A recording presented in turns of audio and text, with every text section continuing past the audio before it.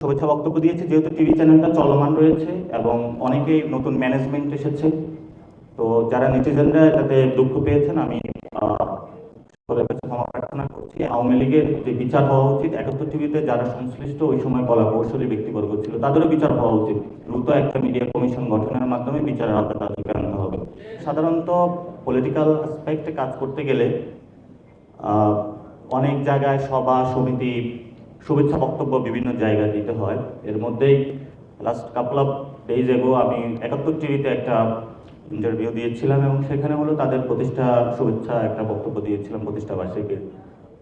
তো ৭১ টিভি তো বেশ ফেসিবাদী মুজাম্মল বাবু থেকে যারা ছিল সবাই একটা কোলাবোরেটর ছিল এবং আওয়ামী লীগের যে বিচার হওয়া উচিত, ৭১ টিভিতে যারা সংশ্লিষ্ট ওই সময় কলা কৌশলী ব্যক্তিবর্গ ছিল, তাদেরও বিচার হওয়া উচিত। কিন্তু পরবর্তীতে আমি শুভেচ্ছা বক্তব্য দিয়েছি, যেহেতু টিভি চ্যানেলটা চলমান রয়েছে এবং অনেকেই নতুন ম্যানেজমেন্ট এসেছে। তো যারা নেটিজেনরা এটাতে দুঃখ পেয়েছেন, আমি সকলের কাছে ক্ষমা প্রার্থনা করছি এবং আমরা চাই যে মিডিয়া সেক্টর থেকে শুরু করে বিভিন্ন যারা ফেসিবাদের অংশ ছিল তাদেরকে বিচারের আওতায় আনতে হবে এবং এটা একটা স্বাধীন মিডিয়া কমিশন গঠনের মাধ্যমে বাংলাদেশ সরকার নির্বাচনের আগে উদ্যোগটা নিয়ে তাদের বিচার প্রক্রিয়া সম্পন্ন করবে। না, আমি আপনাদের সেই বক্তব্যকে রেসপেক্ট করছি এবং আমরাও এটার যে ৭১ টিভিতে আমরা যখন আন্দোলন করতেছিলাম, ক্যাম্পাসে আন্দোলন করতেছিলাম, তখন একটা সময় কিন্তু আমরা বয়কট করেছিলাম। আরো অনেকগুলো টিভি চ্যানেল ছিল। তবে আমরা সরকারকে আহ্বান জানাবো যে একটা স্বাধীন তদন্ত মিডিয়া কমিশন গঠন করা হোক। যেহেতু এখন যিনি আমাদের তথ্য উপদেষ্টা রয়েছেন, তিনি ছাত্রদের মধ্য থেকে এসেছেন, তো ওনাদেরকে পাঁচটা আরো বেশি করে বুঝতে হবে। দ্রুত একটা মিডিয়া কমিশন গঠনের মাধ্যমে বিচারের আওতায় তাদেরকে আনতে হবে। আমরা আমাদের মূল বক্তব্যে ফিরে যাই, যেটা হলো আমরা একটি ছোটখাটো উদ্যোক্তা অথবা এই আয়োজনের মধ্য দিয়ে যাচ্ছিলাম।